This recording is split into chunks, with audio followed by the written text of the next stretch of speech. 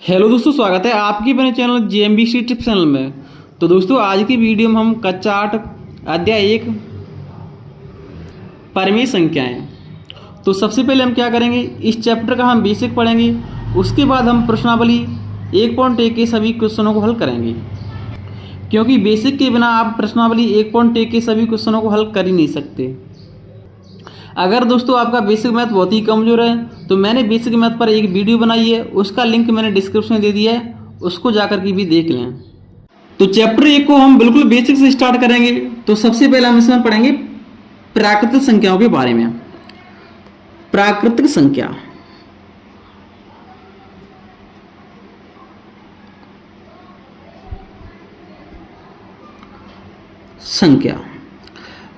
प्राकृतिक संख्या को हम कैसे पहचाने। तो जो हमारी प्राकृतिक संख्या होती है वो 1 से स्टार्ट होती है और कहाँ तक जाती है, अनंत तक जाती है। जैसे 1, 2, 3, 4, 5 और एक कहाँ तक जा रही है, अनंत तक जा रही है, इसका कोई छोर नहीं है। ये हमारी प्राकृतिक संख्या कहलाती है। दोस्तों, इसके बाद हमारी संख्या आएगी पूर्ण संख्या। पूर्ण संख्या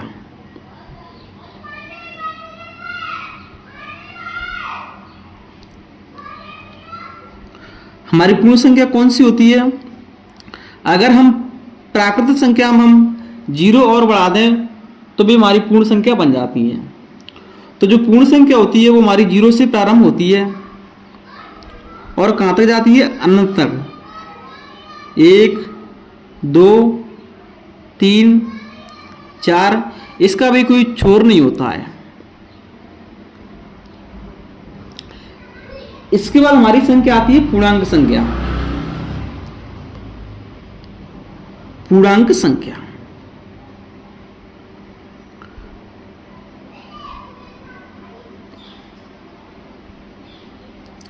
पूर्णांक संख्या को हम कैसे पहचाने और पूर्णांक संख्या हमारी कौन सी संख्या होती है। तो ऐसी धनात्मक और ऋणात्मक संख्या जो 0 से स्टार्ट हो और अनंत तक जाए, पूर्णांक संख्या हमारी कहलाती है। तो जो पूर्णांक संख्या होती है वो कहाँ से स्टार्ट होती है, 0 से होती है और कैसी होती है, धनात्मक और ऋणात्मक, और कहाँ तक जाती है, अनंत तक जाती है, इसका भी कोई छोर नहीं होता है। तो जैसे 0, 1, 2, 3, 4, 5 और ये कहाँ तक जा रही है, अनंत तक, इनफाइनाइट तक, इसका कोई छोर नहीं है। इस तरफ -1, -2, -3, -4, इस तरफ भी कहाँ तक जा रही है, अनंत तक जा रही है। जो इस तरफ की संख्या होती है इसको हम क्या बोलेंगे, धनात्मक पूर्णांक। धनात्मक पूर्णांक।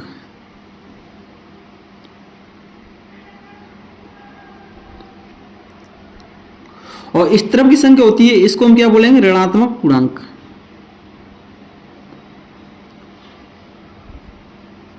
ऋणात्मक पूर्णांक। जो हमारी 0 होती है वो ना तो धनात्मक होती है और ना ही ऋणात्मक होती है। इसके बाद हम समझेंगे परिमेय संख्याओं के बारे में। इसी पर हमारा चैप्टर पूरा दिया है। परिमेय संख्या,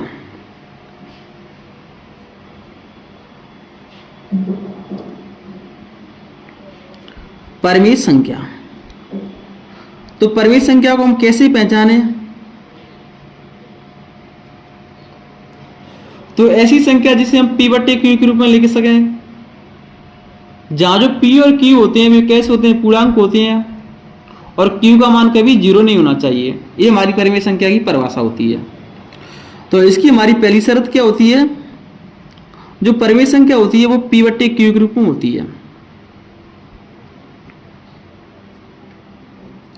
और इसकी हमारी दूसरी शर्त होती है, जो हमारे P और Q होते हैं वे पूर्णांक होते हैं।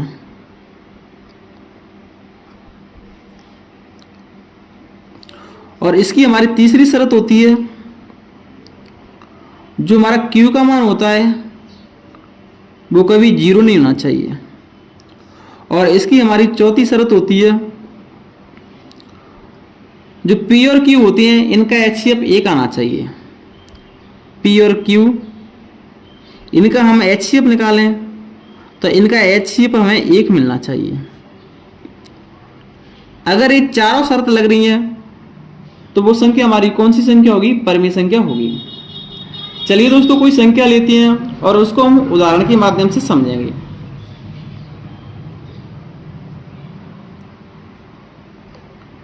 जैसे हमारी संख्या है 9/10, क्या ये परिमेय संख्या है या नहीं? तो पहले हम क्या करेंगे, 9 को क्या मान लेंगे? P मान लेंगे। 10 को क्या मान लेंगे? Q मान लेंगे।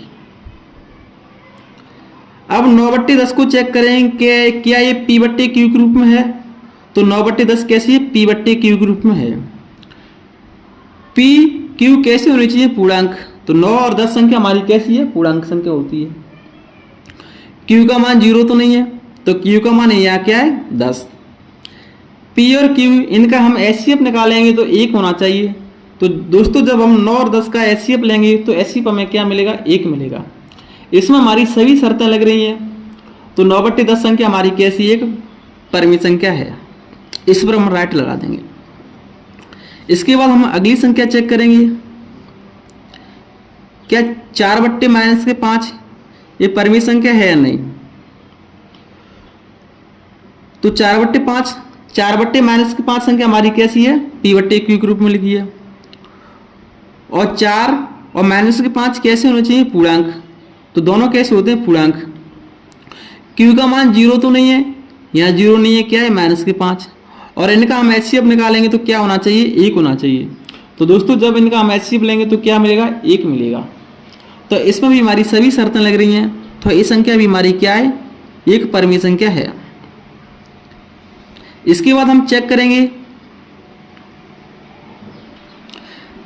क्या सिर्फ 8 संख्या हमारी परिमेय संख्या है या नहीं? तो दोस्तों किसी भी संख्या के बट्टे में हम 1 मान सकते हैं। 1 मानने से क्या होता है? ये बट्टे बन गई, P/Q के रूप में हो गई। तो 8 और 1 संख्या हमारी कैसी है? पूर्णांक संख्या है। यहाँ Q का मान 0 तो नहीं है कि Q का मान 0, क्या है? 1 दिया है। जब हम 8 और 1 का HCF निकालेंगे तो 8 और 1 का HCF कितना आता है? 1 आता है। तो इसमें भी हमारी सभी शर्तें लग रही हैं। तो 8/1 हमारी संख्या क्या है? एक परिमेय संख्या है। क्या दोस्तों 0 हमारी एक परिमेय संख्या है? तो किसी भी संख्या के बट्टे में 1 मान सकते हैं। अब P/Q के रूप में हो गई। P और Q कैसे होना चाहिए? पूर्णांक। तो 0 1 क्या है? पूर्णांक। Q का मान 0 नहीं होना चाहिए, यहाँ Q का मान क्या है? 1 है। और इनका हम HCF निकालेंगे तो 1 मिलेगा। तो इसमें भी हमारी सभी शर्तें लग रही हैं। तो 0/1 संख्या हमारी कैसी? एक परिमेय संख्या है। इसके बाद हम चेक करेंगे, क्या 5/0 हमारी एक परिमेय संख्या है? तो दोस्तों 5/0 हमारी एक परिमेय संख्या नहीं है। क्यों नहीं है? क्योंकि यहाँ Q का मान क्या नहीं होना चाहिए? 0, लेकिन यहाँ क्या दिया? 0। तो ये हमारी परिमेय संख्या नहीं है। क्या 7/2 हमारी एक परिमेय संख्या है? तो दोस्तों ये हमारी परिमेय संख्या नहीं है। क्यों परिमेय संख्या नहीं है? क्योंकि जो P और Q होते हैं वे पूर्णांक होने चाहिए, लेकिन करड़ी में 2 संख्या हमारी एक पूर्णांक संख्या नहीं है। तो 7/2 संख्या हमारी एक परिमेय संख्या नहीं है। इसके बाद हम चेक करेंगे, क्या करड़ी में 9 ये हमारी संख्या परिमेय संख्या है? नहीं। तो दोस्तों जो करड़ी में संख्या होती हैं और वे संख्या परफेक्ट स्क्वायर होनी चाहिए या परफेक्ट पूर्ण वर्ग होनी चाहिए, तो वे परिमेय संख्या होती हैं। क्यों होती हैं? क्योंकि जब हम 9 का हम वर्गमूल लेंगे तो कितना मिलेगा? 3, और 3 संख्या हमारी क्या है? परिमेय संख्या है। तो दोस्तों अब आप आसानी से पहचान लेंगे कौन सी संख्या परिमेय है या नहीं। अब हम जानेंगे हमारी अपरिमेय संख्या कौन सी होती है। तो इसकी हमारी परिभाषा होती है, सभी रूट वाली संख्या हमारी अपरिमेय संख्या होंगी अगर वे पूर्ण वर्ग संख्या ना हो। तो इसके बराबर हम लिखेंगे सभी रूट वाली संख्या हमारी कैसी संख्या होंगी? अपरिमेय संख्या होंगी, लेकिन वे क्या नहीं होनी चाहिए? पूर्ण वर्ग संख्या नहीं होनी चाहिए।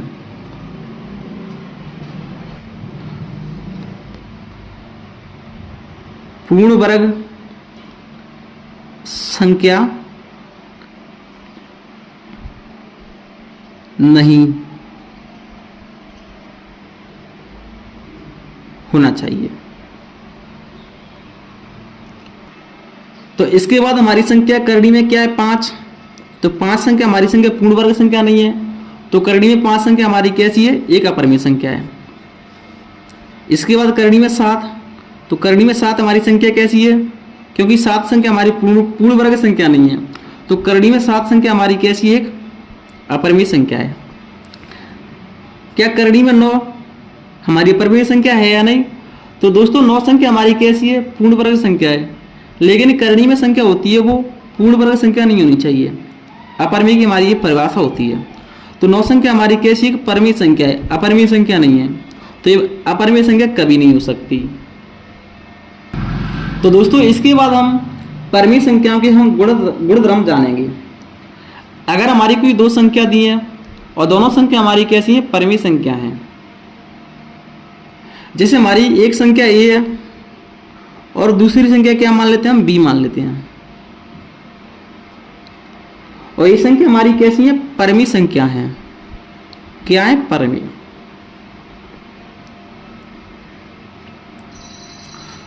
तो अगर दोस्तों हम परिमेय संख्या में हम परिमेय संख्या जोड़ें तो जो हमारा उत्तर आएगा वो हमेशा परिमेय संख्या में ही आएगा, या जो संख्या मिलेगी वो क्या मिलेगी? हमें परिमेय संख्या मिलेगी। जैसे हम a में हम b जोड़ें, क्योंकि दोनों संख्या हमारी कैसी है? परिमेय संख्या, तो इनको जोड़ने पर जो संख्या मिलेगी वो क्या मिलेगी? परिमेय संख्या मिलेगी, परिमेय संख्या।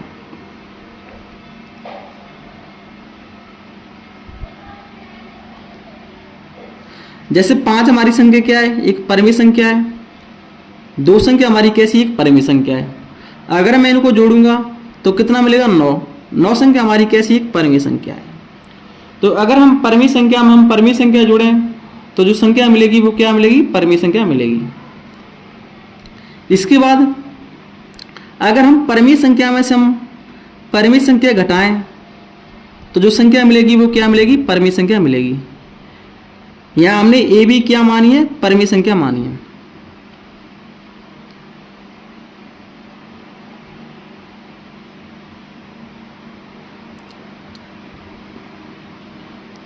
जैसे हमारी एक संख्या क्या है? 9। 9 संख्या हमारी कैसी है? परिमेय संख्या। अगली संख्या हमारी क्या है? 12। इनको माइनस करेंगे तो कितना बचेगा? माइनस के 3। लेकिन दोस्तों जो माइनस के 3 संख्या बची है वो संख्या हमारी क्या है? परिमेय संख्या है। तो अगर हम परिमेय संख्या में से हम परिमेय संख्या घटाएंगे तो जो संख्या मिलेगी वो क्या मिलेगी? हमें परिमेय संख्या मिलेगी। इसके बाद हम जानेंगे अगर हम परिमेय संख्या में हम परिमेय संख्या से गुणा करें तो हमें जो संख्या मिलेगी वो क्या मिलेगी? परिमेय संख्या मिलेगी।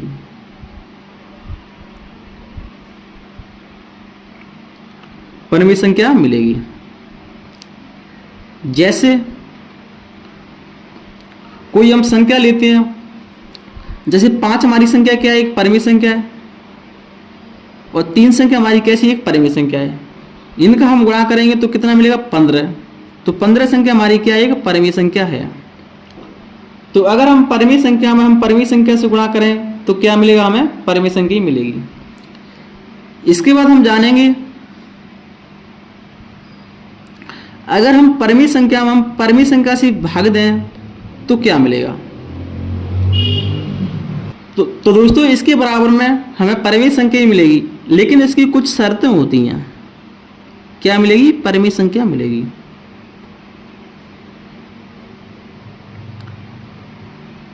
इसकी शर्तें क्या होती हैं? इसको हम वाक्य रूप में क्या लिखेंगे? a/b लिखेंगे। जहां जो b का मान होता है वो कभी क्या नहीं होना चाहिए? 0 नहीं होना चाहिए। सिर्फ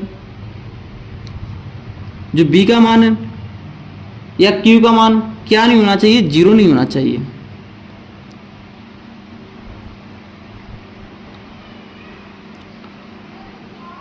तो जैसे हमारी एक संख्या क्या है 8, संख्या हमारी क्या है परिमेय संख्या, अगली संख्या हमारी क्या है 4, संख्या हमारी कैसी है परिमेय संख्या। तो 8 में मैं 4 से भाग दूंगा तो कितनी बार जाएगा 2 बार, 2 संख्या मिलेगी वो क्या है परिमेय संख्या। लेकिन दोस्तों हमारी अगली संख्या क्या है हमारी 5 और एक संख्या हमारी क्या है 0, दोनों संख्या हमारी क्या है परिमेय संख्या है। लेकिन मैं इसका इसमें भाग दूंगा क्या मिलेगा 5/0, लेकिन 5/0 हमारी संख्या परिमेय संख्या नहीं मिलेगी। 5/0 हमारी संख्या परिमेय संख्या नहीं है। क्यों नहीं है? क्योंकि यहाँ b का मान क्या आ गया 0, ये हमारे नियम में नहीं होता है। तो सिर्फ आपको क्या ध्यान रखना है, जो b का या q का मान वो कभी 0 नहीं होना चाहिए परिमेय संख्या में। इसके बाद हम पढ़ेंगे क्रम विनिमेयता के बारे में, ये क्या होता है इसके बारे में जानेंगे। तो जैसे हमारी कोई संख्या है a और b, इनको हम जोड़ेंगे, अगर इसका हम क्रम चेंज कर देंगे तो b + a, तो जो हमारा जोड़ होता है वो क्या होता है क्रम विनिमेय होता है। जो हमारा योग होता है वो क्या होता है क्रम विनिमेय होता है, क्रम विनिमेय होता है।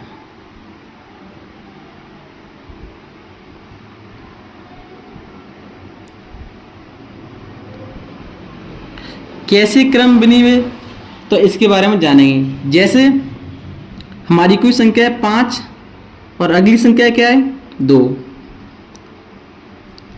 इसका हम क्रम चेंज कर देंगे। तो पहले हम 2 को लिखेंगे, इसके बाद हम क्या लिखेंगे 5। जो उत्तर मिलेगा हमें वो क्या मिलेगा, दोनों जगह बराबर मिलेगा। 5 और 2 को जोड़ेंगे तो क्या मिलेगा 7, और 2 और 5 को जोड़ेंगे तो क्या मिलेगा 7। क्या हमारे उत्तर पर कोई फर्क पड़ा है? नहीं पड़ा है। तो जो योग होता है वो क्या होता है क्रम विनिमेय होता है। या तो पहले आप 5 और 2 को जोड़ सकते हैं या 2 और 5 को पहले जोड़ सकते हैं। तो इससे हमारे उत्तर पर कोई फर्क नहीं पड़ता है, हमारा उत्तर जो पहले आता है वही आता है। जैसे हमारी अगली संख्या है, एक संख्या हमारी 9, अगली संख्या हमारी क्या है 5, इनका हमें जोड़ करना है। इसके बाद हम क्या करेंगे, इनके हम क्रम को चेंज कर देंगे। तो पहले हम क्या लिखेंगे 5, इसके बाद हम 9। तो 9 में 5 जोड़ेंगे तो कितना मिलेगा 14, या 5 में हम 9 जोड़ेंगे तो कितना मिलेगा 14। क्या हमारे उत्तर पर कोई फर्क पड़ा है? नहीं पड़ा है। तो योग होता है वो कैसा होता है क्रम विनिमेय होता है। इसके बाद हम समझेंगे हमारी कोई संख्या एक a है और अगली संख्या क्या है b है, इनका हम क्या करेंगे गुणा करेंगे। अब हम क्या करेंगे, इनका हम क्रम चेंज कर देंगे। तो पहले हम क्या लिखेंगे b, इसके बाद a, और इनका हम क्या करेंगे गुणा करेंगे। तो जो हमारा गुणन होता है वो कैसा होता है क्रम विनिमेय होता है। जो हमारा गुणन होता है वो क्या होता है क्रम विनिमेय होता है, क्रम विनिमेय।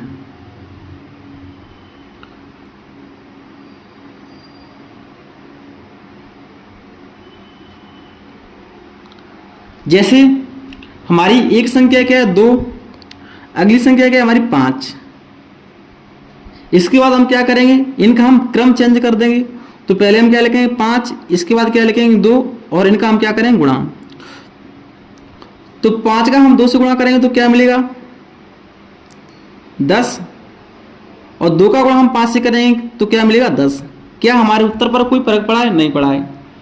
तो जो हमारा गुणन होता है वो भी क्या होता है क्रम विनिमेय होता है। इनके हम क्रम को चेंज कर देते हैं, लेकिन जो उत्तर आता है वो हमारा दोनों जगह बराबर आता है। जैसे हमारी अगली संख्या हमारी क्या है 9, और एक संख्या हमारी क्या है 4, इनका हम गुणा कर देंगे। अब हम क्या करेंगे, इनके हम क्रम को चेंज कर देंगे। तो पहले हम क्या लिखेंगे 4, इसके बाद 9, इनका हम गुणा करेंगे। तो पहले हम 9 का गुणा किससे करेंगे 4 से, तो क्या मिलेगा 36। इसके बाद 4 का गुणा हम किससे करेंगे 9 से, तो क्या मिलेगा 36। तो इनका हमने क्रम चेंज कर दिया, लेकिन जो उत्तर था उस पर कोई फर्क पड़ा है? नहीं पड़ा है। तो जो हमारा योग और गुणन कैसे होते हैं? क्रम विनिमय होते हैं। लेकिन दोस्तों जो हमारा व्यवकलन होता है और भाग होता है वे क्रम विनिमय नहीं होते हैं। यहां हम लिखेंगे नोट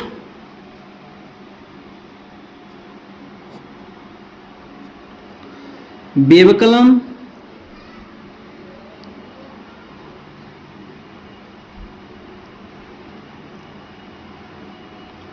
और भाग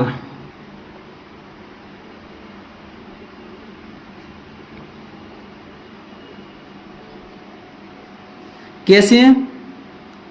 एक क्रम विनिमय नहीं है, क्रम विनिमय नहीं है।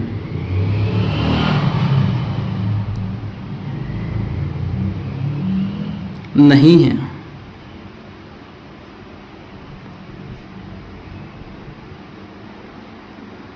इस बात को आपको ध्यान में रखना है।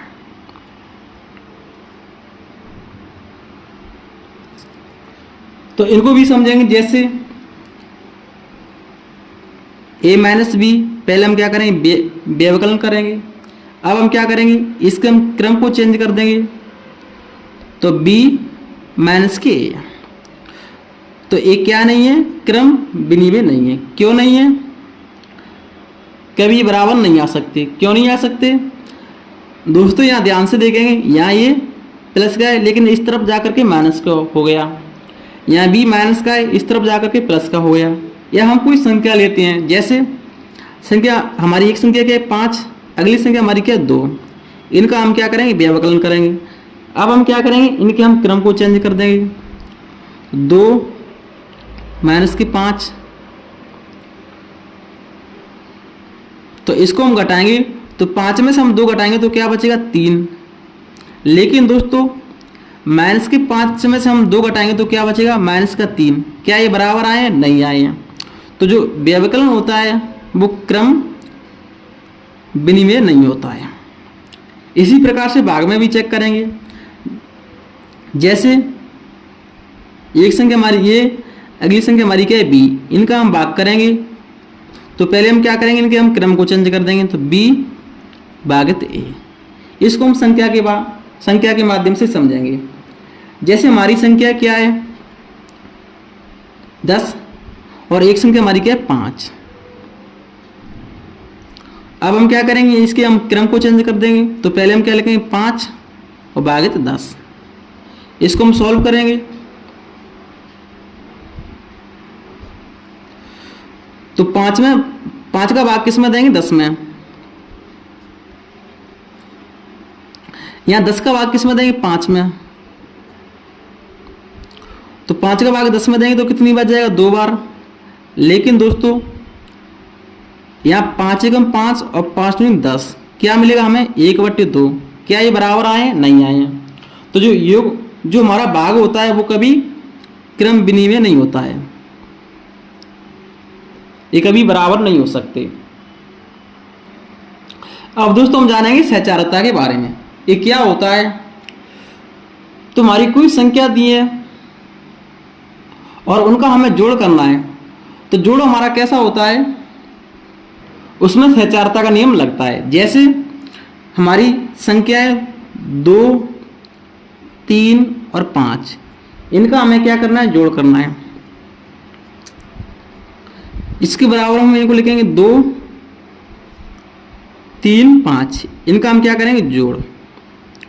तो या तो पहले आप इनको जोड़ सकते हैं या पहले आप इनको जोड़ सकते हैं, लेकिन जो उत्तर आएगा उस पर हमारा कोई फर्क नहीं पड़ेगा।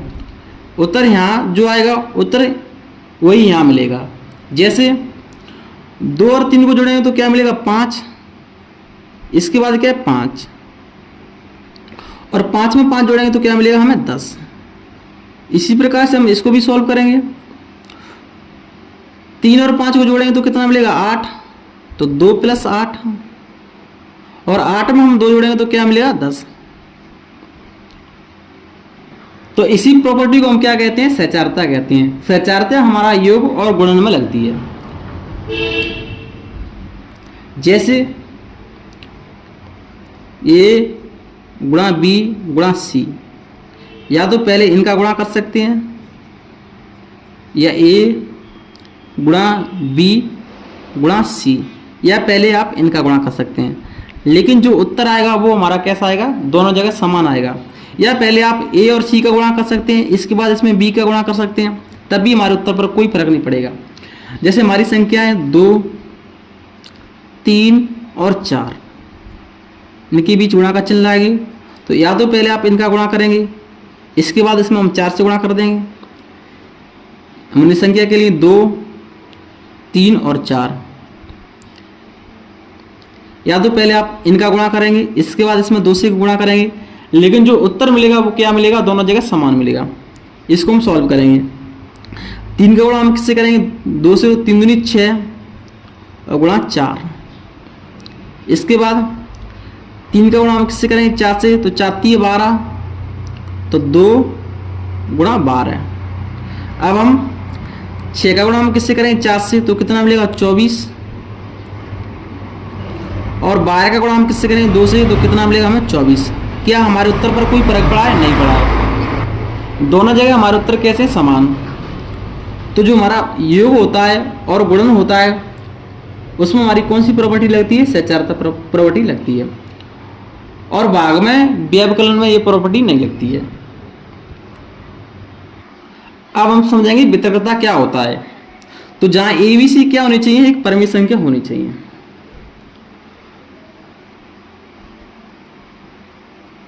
अगर ए बी सी परिमित संख्या है तो ए कोष्टक में बी प्लस सी, जो ए होता है इसका गुणा किस में हो जाएगा, बी में और सी में। तो ए का गुणा हम किस में करेंगे, पहले बी में, तो ए बी प्लस, इसके बाद ए का गुणा हम किस में करेंगे, सी में, तो ए सी। तो इसी को हम क्या कहते हैं, इसी को हम बोलते हैं वितर्कता। या हमारी कोई संख्या इस रूप में दी है तो उसमें समझे कोई संख्या कॉमन ले ली है तो इस रूप में आ गई, तो इसको भी हम क्या बोलेंगे, वितर्कता बोलेंगे। इसको हम संख्या के माध्यम से समझेंगे। जैसे x + 5, इसमें गुणा करेंगे 2 से, तो पहले हम 2 का गुणा किससे करेंगे, x से, तो क्या मिलेगा, 2x प्लस, इसके बाद हम 2 का गुणा किससे करेंगे, 5 से, तो कितना मिलेगा, 5 × 10। तो ये हमारा क्या है, वितर्कता। इसको हम क्या बोलते हैं, वितर्कता बोलते हैं। x माइनस के 7 माइनस में भी हो सकता है, यहाँ संख्या लेंगे हम 5, तो पहले हम किसका गुणा करेंगे, x में, तो क्या मिलेगा, 5x माइनस की माइनस, और 5 गुणा किससे करेंगे, 35 से, 7 से, तो कितना मिलेगा, 35। जो वितर्कता होता है उसको माइनस और प्लस में प्रॉपर्टी लगती है। या हमारी कोई संख्या इस प्रकार से दी है, जैसे 3y माइनस के 3z, तो इसमें से क्या कॉमन आ रहा है, तो इसमें से 3 कॉमन आ रहा है, तो इसमें से हम क्या करेंगे, 3 क्या ले लेंगे कॉमन, तो क्या बचेगा, y माइनस के z। तो इसको हम क्या बोलेंगे, वितर्कता बोलेंगे। अब दोस्तों हम जानेंगे योज्य तत्सम के बारे में। तो योज्य तत्सम क्या होता है, तो जो परिमित संख्या होती है उनके लिए जो योज्य तत्सम होता है वो क्या होता है, 0 होता है।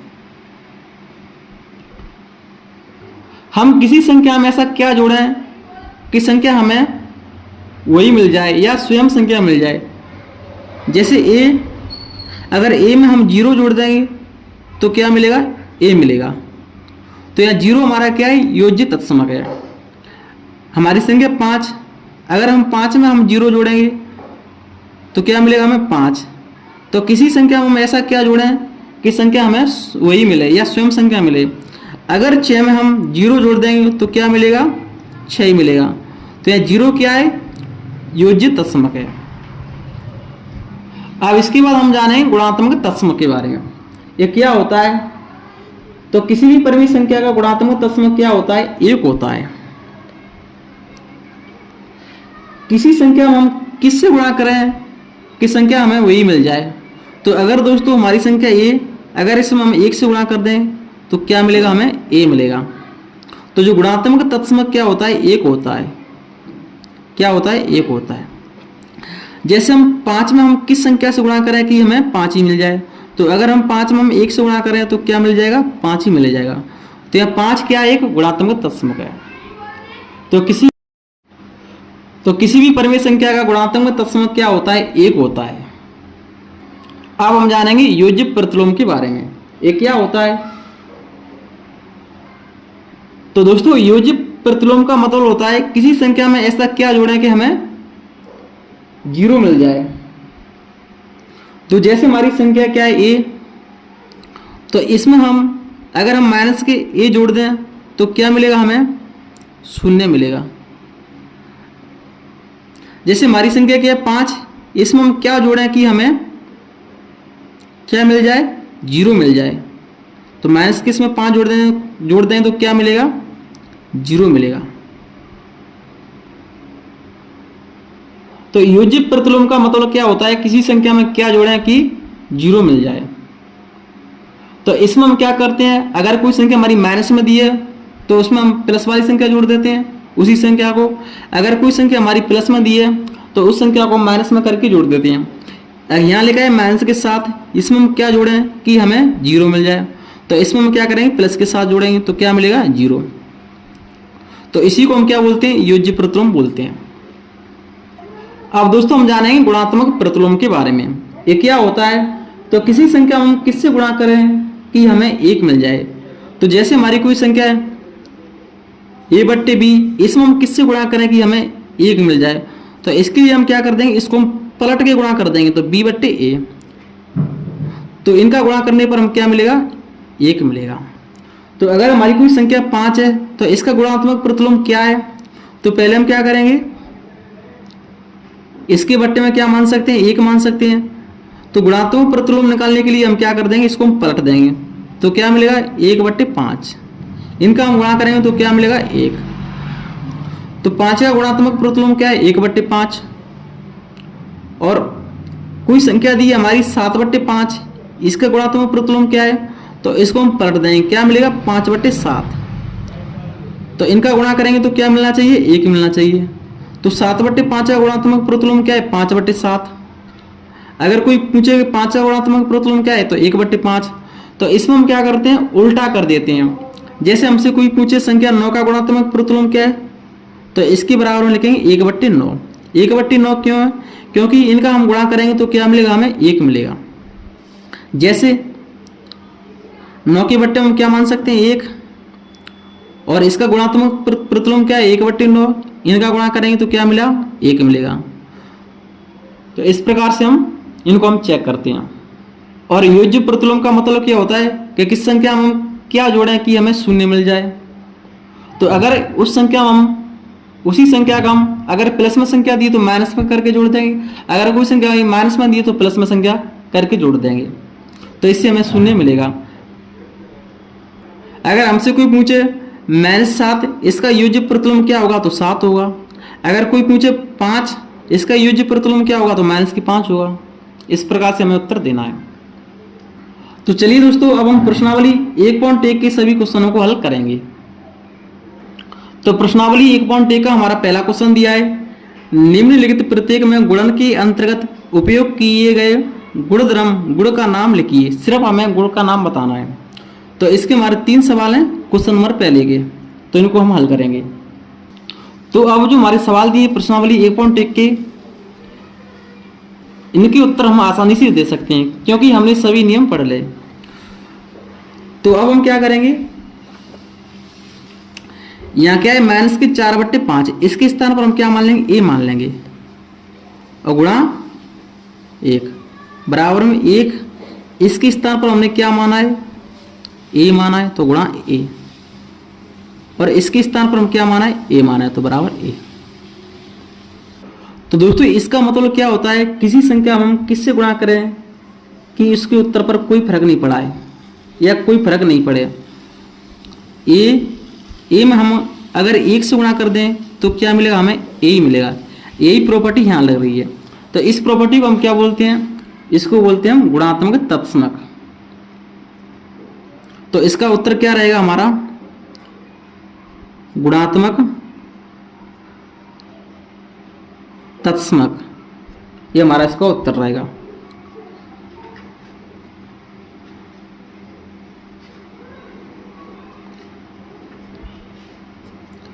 हमारा इसी का हमारा दूसरा क्वेश्चन दिया है, तो इसको हम क्या मान लेंगे, ए मान लेंगे, इसको क्या मान लेते हैं, बी मान लेते हैं, बराबर इसको हमने क्या माना था, बी, और इसको क्या माना था, ए। तो इसमें क्या हो रहा है, जो क्रम कैसे हो रहे हैं, चेंज हो रहे हैं। पहले क्या लिखा है, ए बी, इसके बाद इनका क्रम चेंज कर दिया, तो क्या लिखा है, बी और ए, और इनका क्या है, गुणा कर।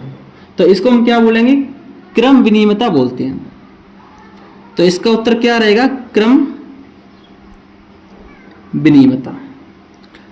सारे नियम अभी हमने पढ़ी हैं, तो इनका उत्तर हम आसानी से दे सकते हैं, विनिमयता।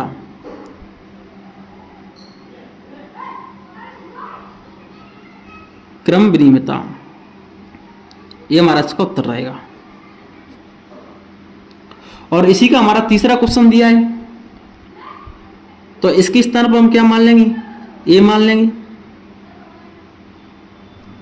-19 की जगह पर हमने क्या मान लिया, ए, और 29 की जगह पर क्या मान लिया, बी, गुणा यहां क्या लिखेंगे, बी और ए। तो पहले क्या लिखा है, ए बट्टे बी, अब क्या है, इनको पलट के लिख दिया है, क्या लिख दिया है, बी बट्टे ए, और बराबर में क्या है। तो इस गुणधर्म को हम क्या कहते हैं, तो इसको हम बोलते हैं गुणात्मक प्रतिलोम। क्योंकि अभी हमने पढ़ा था, अगर कोई संख्या हमारी ए बट्टे बी, इनको हम पलट देंगे बी बट्टे ए, तो क्या मिलेगा, एक। तो एक मिलता है, तो इसको हम क्या बोलते हैं, गुणात्मक प्रतिलोम बोलते हैं। तो इसका उत्तर क्या रहेगा, गुणात्मक प्रतिलोम इसका उत्तर रहेगा, गुणात्मक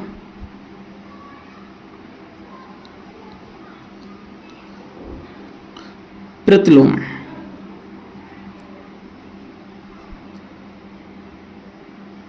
ये हमारा इसका उत्तर रहेगा। अगर दोस्तों आपको सवाल समझ में नहीं आ रहे हैं, तो जो मैंने नियम पढ़ाए हैं उनको एक बार जरूर देखें। प्रश्नावली 1.1 का हमारा दूसरा क्वेश्चन दिया है, बताइए कौन से गुणधर्म की सहायता से आप 1/3 गुणा कोष्टक में 6 गुणा 4/3 को 1/3 गुणा 6 कोष्टक गुणा 4/3 के रूप में अविकलन करते हैं। हमें ये बताना है, सिर्फ गुणधर्म का नाम बताना है। इसको अच्छे से समझने के लिए हम क्या करेंगे, इनके स्थान पर हम ए बी सी मान लेंगे। तो इसके स्थान पर ए मान लेंगे, गुणा इसके स्थान पर बी मान लेंगे, इसकी जगह पर हम क्या मान लेंगे, सी मान लेंगे, बराबर 1/3 इसके स्थान पर क्या माना था, 1/3 इसके स्थान पर हमने क्या माना, ए, तो ए, और 6 के स्थान पर क्या माना है, बी, गुणा, और 4/3 इसके स्थान पर क्या माना है, सी माना है। तो अगर दोस्तों हमारी कोई संख्या दी है और उनका हमें गुणा करना है, चाहे तो आप इनका गुणा पहले कर सकते हैं, इसके बाद इसमें ए का गुणा करें, चाहे तो आप ए बी का गुणा करके इसके बाद सी का गुणा करें। तो इस गुणधर्म को हम क्या बोलते हैं, तो इसको बोलते हैं हम सहचारता गुणधर्म, सहचार्य गुणधर्म।